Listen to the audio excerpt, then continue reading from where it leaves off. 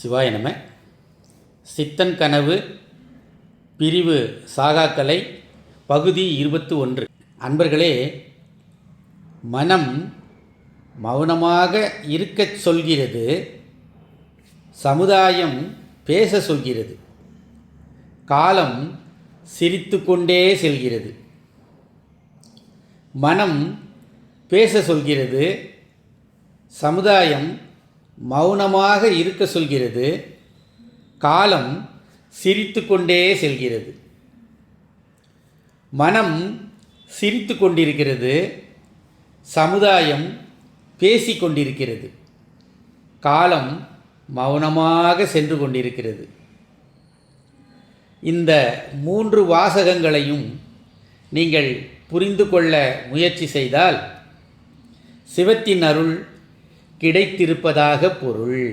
சரி, சாகாக்கலையினுடைய நீட்சியை தொடருவோம். ஒரு சக்தி, அதாவது ஒரு விதமான ஆற்றல், அதற்கு எதிரான ஆற்றல், மேலும் இவை இரண்டுக்கும் இடைப்பட்ட அல்லது இவை இரண்டும் சேர்ந்த ஒரு ஆற்றல். இந்த 3 சக்தி பொருள்களும் ஒன்றோடு ஒன்று இணைந்து அல்லது பிணைந்து பல லட்சக்கணக்கான சக்தி பொருள்களை அதற்கு நேராகவும் எதிராகவும் இணைந்தும் பிரிந்தும் உருவாக்கி அந்த ஆற்றலின் மூலம் மனித உடல், மூலகங்கள் மற்றும் மூலக்கூறுகளையும் புதிதாக தோற்றுவித்து அறிவு, உணவு, உணர்வு இந்த 3ஐயும் உருவாக்கி மனித உடலானது இயங்கிக் கொண்டிருக்கிறது.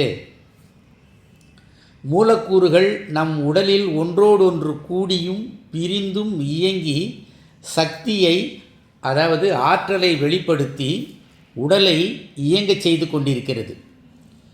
இந்த சக்தியை புரிந்து கொண்டால் நாம் காற்று, நீர், மண் மற்றும் ஒளி, மேலும் பிரபஞ்சத்தின் இருள் சக்தியிலிருந்தும் ஆற்றலை பெற இயலும்.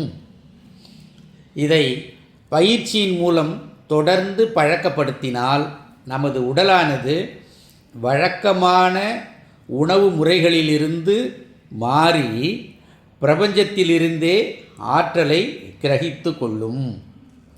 அப்பொழுது உடலியக்க தொகுதிகளும் பகுதியாக மாற்றமடைந்து தன்னுடைய அடிப்படை ஆதாரமான முதுகு தண்டுவடத்தின் உள்ளிருக்கும் வெண்மை பொருளானது இயங்கத் தொடங்கி ஆற்றலை வெளிப்படுத்தி மனித செல்களின் ஆயுளை நீட்டித்தும் மனித செல்களை புதிதாக உருவாக்கியும் மனித உடலின் ஆயுளை நீட்டித்தும் செயல்படுகிறது.